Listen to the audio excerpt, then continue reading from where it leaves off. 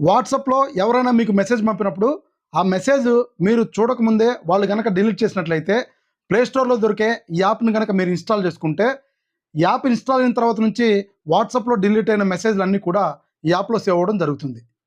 అంతేకాకుండా వాట్సాప్‌లో ఎవరైనా మీకు ఫోటో పంపినప్పుడు, ఆ ఫోటో ఆటోమేటిక్‌గా మీ గ్యాలరీలో సేవ్ అయితే ఈ యాప్‌లో కనపడుతుంది. గ్యాలరీలో సేవ్ కాకుండా ఉంటే వాళ్ళు డిలీట్ చేస్తే ఈ యాప్‌లో కనపడదు. సో, దీనికోసం ఎటువంటి అమౌంట్ పే చేయాల్సిన అవసరం లేదు. ఒకసారి మీరు కూడా ట్రై చేయండి.